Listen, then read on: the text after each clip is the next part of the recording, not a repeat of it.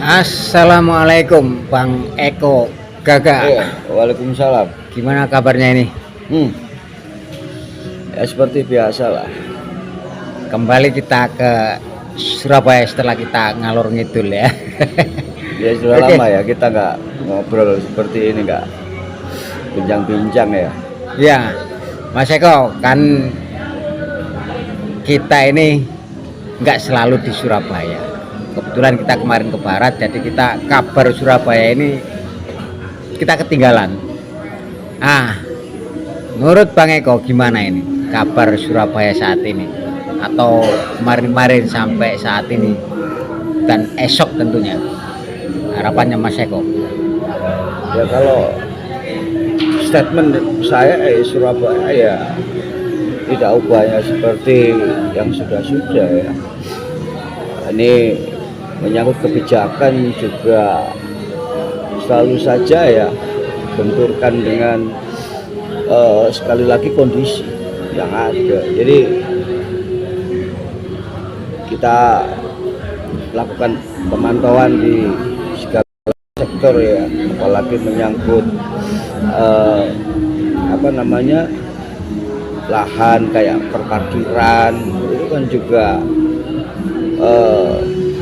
sumber ya kehidupan, katakanlah jadikan mata pencarian untuk memenuhi kebutuhan seperti itu. Jadi memang semua kan sudah ada perda ya, ada perwalinya juga ada itu terkait pendistrian, terkait parkir itu kan juga jalan ya, ada yang versi ya seperti itu. Tapi gini ya, kota Surabaya ini kita ketahui kan berapa kilometer ini untuk luas daratannya ya, sekitar berapa ribu gitu. Ya ini selama ini yang menguasai terkait lahan-lahan parkir apa orang-orang Surabaya kan kita ketahui tidak ya, karena dulu itu kayak Gojek, apa Grab atau ojek pangkalan itu kan atau parkir itu kan orang malas ya dijadikan pekerjaan ya, karena merasa kayak terhina seperti itu. Sekarang jadi rebutan. Ini fakta, karena sempitnya lapangan pekerjaan dan tidak adanya lowongan pekerjaan, dan kita hidup harus butuh makan untuk mencukupi kebutuhan hidup sehari-hari, menyangkut keluarga, anak istri. Ya ini yang harus diperhatikan. Selama ini kan di Surabaya ini perusahaan besar juga atau semua perusahaan yang ada milik siapa seperti itu. Apalagi dengan banyak atau berdirinya atau terbentuknya LSM ormas yang dipermudah ya sekarang ini apa menyelesaikan persoalan. Jadi terkait aksi-aksi demonstrasi yang selalu saya katakan, demo-demoan, demo pesanan, demo bayaran yang berulang kali ini hanya untuk menyikapi kasus-kasus khusus seperti itu ya. Ya ini kan sebuah pengkhianatan dan penjilatan, saya katakan seperti itu. Yang jadi korban ya kita, karena mengatasnamakan masyarakat gitu. Kalau mengatasnama masyarakat semua terimbas. Apalagi dia ya, sekarang saya tanya LSM, kalau bahasa Inggris kan kita tahu non government ya, jadi organization. Jadi organisasi atau lembaga ini didirikan ini non pemerintahan, jadi berdiri karena inisiatif dari masyarakat ya, untuk mengkritisi atau apa, dan tidak mencari ya keuntungan pribadi atau kelompok, karena dia di atas namakan masyarakat.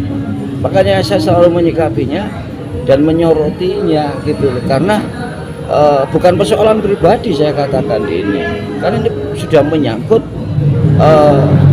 aliansi atau Surabaya atau Indonesia, ya tetap saja itu dalam payung hukum atau naungan dari kementeriannya menyangkut organisasi kemasyarakatan. Itu kalau seingat saya sudah ada perubahan ya, nomor 2 2017 hingga menjadi 16 2017 seperti itu. Jadi ini yang perlu dipahami, aksi-aksinya juga ya karena itu tadi saya kadang ekstrem ya juga mengatakan bajingan atau pengangguran atau bajingan berkedok wartawan, bajingan berkedok lembaga swadaya masyarakat atau ormas, pengangguran berkedok atau bertopeng wartawan. Ya kemarin juga saya sempat mensupport ya terkait pemberitaan wartawan Poltrek, tetapi saya tarik lagi karena ya kasihan ya, saya terlalu jahat karena itu menyangkut, kalau bahasa Jawanya golek pangan. Jadi itu yang terjadi. Jadi bayangkan ya, di era Orde Baru kita ketahui ya, LSM, Ormas itu nggak asal-asalan, berdiri benar-benar memperjuangkan setidaknya paling lingkungan gitu loh. Kita ketahui ya, itu di desa-desa tentang swasembada pangan, tentang pokoknya yang bermanfaat untuk masyarakat, seperti itu. Gitu loh. Nah sekarang Anda jadi pengangguran bertopeng LSM atau Ormas. Gitu loh. Nah sekarang kepentingannya apa, urusannya apa, ya itu yang dijadikan pekerjaan gitu loh. Terus meminta atau ingin dapat hak-haknya, ya ujung-ujungnya kan kasus atau materi semestinya kan sudah ada penanganannya sendiri. Misalkan gini, terkait RHU, terkait perizinan di dalam kota kan ada yang menangani sendiri, ya terkait PKL kita ketahui, itu Satuan Polisi Pamung Praja, terkait parkiran Dinas Perhubungan. Nah ini kan sampai yang terjadi berulang kali sampai wali kota yang sekarang ini hingga melakukan sidak, investigasi mendadak, belum lagi ada rumah aspirasi dari wakil wali kota. Sekarang saya tanya, tugas dan fungsinya dewan atau wakil rakyat itu apa gitu loh, ya gitu loh, apa dia memperjuangkan partainya? Sekarang kita ketahui lah berapa jumlah partai gitu, hingga wakil wali kota berapa kali ya menampung aspirasi hingga melakukan sidak, hingga viral ya di media sosial juga, media massa seperti itu. Dan wali kota juga melakukan sidak. Lah ini kan seperti apa, sensasi atau pencitraan atau bagaimana ya? Ini yang harus dipahami. Sedangkan kondisi masyarakat ini tidak lepas dari pangan gitu loh, sadang gitu loh. Sekarang aja pekerjaan kayak Gojek yang jasa itu jadi rebutan. Belum lagi lahan parkir, ada penertiban parkir, nah gitu loh. Terus parkir ini kan saya menyarankan untuk teritorial atau wilayah-wilayah itu kan udah diserahkan saja kepada lingkungan gitu loh, agar saling menjaga, kayak RT, RW, ya kelurahan. Lah instrumennya seperti itu, jangan menjadi parkir itu suatu penguasaan untuk segelintir orang. Ya kita nggak berbicara suku atau apapun gitu loh. Jadi gini ya, kita di era Orde Baru tidak ada ya bentuk LSM Ormas yang mengatasnamakan suku atau sekarang kan. Lah ini saya mengulang ya dari apa perbincangan Mrs. Stephen pada saya berapa bulan yang lalu gitu. Jadi semua kan ada analisa, ada kajian ya terkait apapun ya persoalan gitu.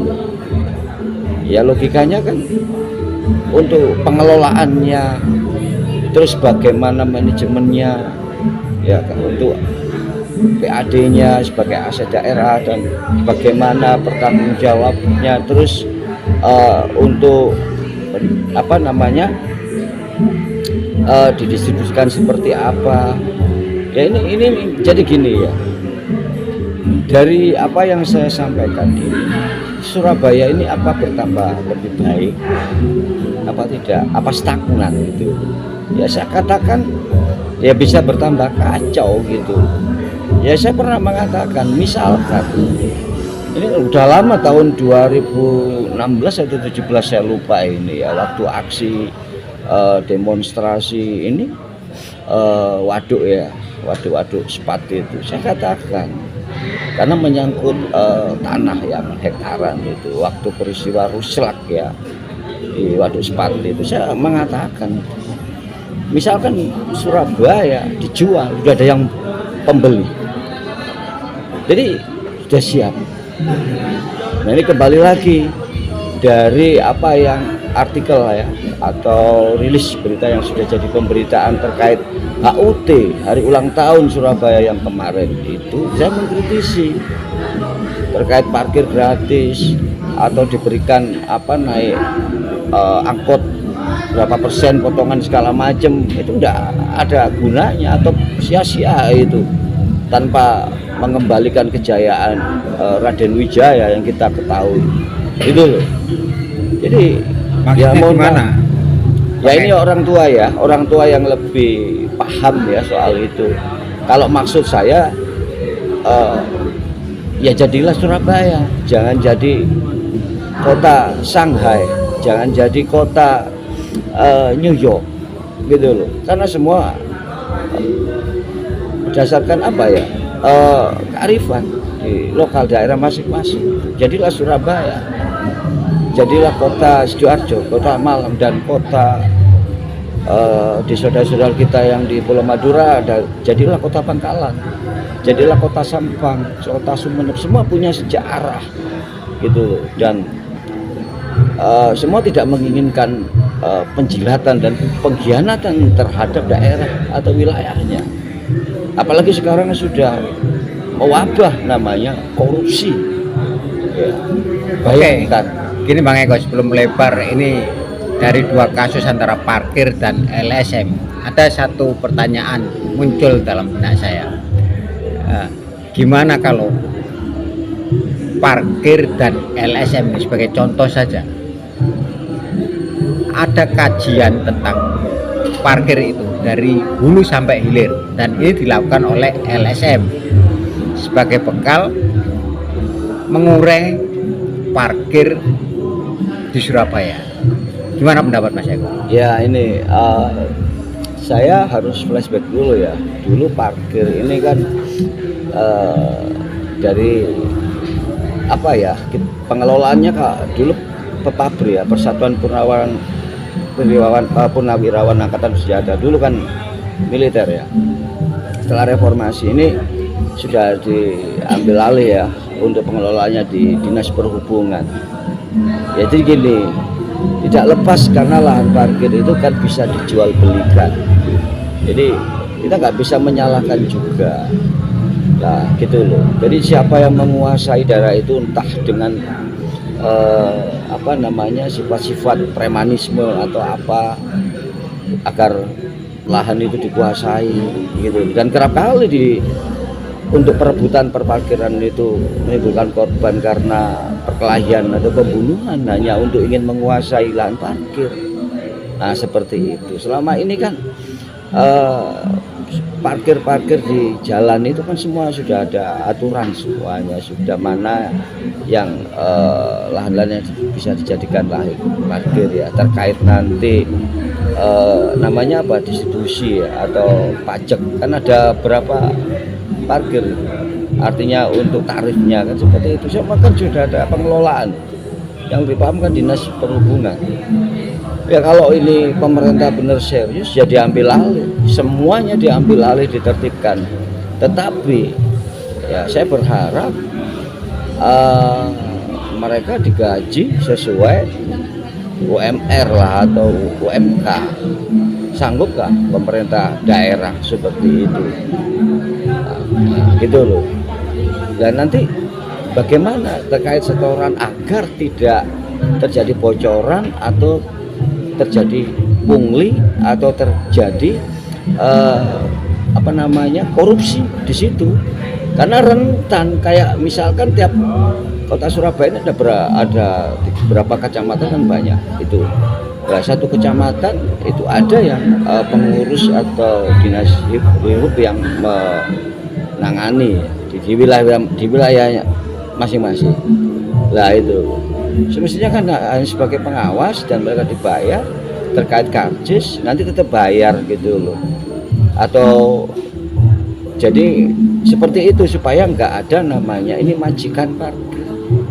Lah majikan parkir ini kan kayak jagoan yang menguasai lahan. Dia punya katakan anak buah berapa 3, 4, tapi dia hanya milik satu orang. Lahan kayak berapa meter gitu atau berapa toko atau ruko yang dia kuasai, cuma satu orang, dia menggerakkan anak buah ya, anggota atau apapun itu, orangnya 5-4 buah, dia setor sama majikan. Belum lagi untuk setoran juga ke dishub. Nah gitu loh, seperti itu kan, kasihan mereka. Ya diambil alih kalau pemerintah berani. Gimana kalau seandainya tinggal keberanian pemerintah. Parkir, kalau saya parkir percaya, gitu, artinya saya parkir melawan gratis Orde gitu. Baru ya. Memang untuk menggulingkan pemerintah itu butuhkan pengorbanan. Tidak 1-2 orang udah Mr. Japra kan mengetahui 96 ada udah tulis 97 sudah berapa ratus ribu korban. Ya termasuk kawan saya juga. Sampai sekarang di mana kuburnya kan nggak jelas. Gitu loh, sampai keluarganya menanyakan ke saya waktu ketika saya mudik ya ke kampung saya, seperti itu. Jadi kalau untuk urusan Surabaya daerah diserahkan ke pemerintahan masing-masing, bukankah sudah otonomi daerah? Nah, diambil alih semuanya, nanti pekerja parkirnya digaji sesuai UMK, jadi setorannya itu langsung diberikan berapa karcis, jadi terhitung karcisnya. Soalnya gini, kadang ada yang parkir kan pasti minta karcis, kadang karcis yang kadaluarsa saja masih dipakai. Ya nggak salah juga orang yang parkir menanyakan mana yang baru. Lah ini yang terjadi, jadi harus gitu aja dikuasai agar tidak ada majikan lagi gitu. Jadi kalau pemerintah itu apa sih tugasnya, kan seperti itu. Lah sebenarnya kajian seperti katakan kayak diserahkan ke LSM, ke ormas, apa nggak tambah ribet, apa nggak tambah gak karuan. Ya serahkan wilayah masing-masing kok. Setiap kelurahan, kecamatan kayak dulu ada ya seperti Karang Taruna atau apa, sistem itu bisa kok merekrut orang-orang di situ agar saling menjaga. Itu namanya gotong royong. Selama ini kan nggak ada. Kayak jagoan udah nggak musim, nggak zaman lagi sekarang gitu loh. Apalagi kondisinya ini orang ini sudah sesak ini. Ya sesak hasilnya itu udah nggak karu-karuan untuk biaya hidup ya. Udah lopongan pekerjaannya juga seperti ini. Ya toh, pemerintah juga nggak karu-karuan, wakil rakyat juga seperti itu. Nah, terus masyarakat ini bagaimana? Karena di dalam sosial, dalam kehidupan itu ada masyarakat elit, ada masyarakat menengah, ada masyarakat yang lebih miskin lagi. Ini gitu loh. Ya karena 80 tahun kemerdekaan ya sebentar lagi kita merayakan ini sama saja nggak menjawab terkait kemiskinan untuk kesejahteraan. Jadi kalau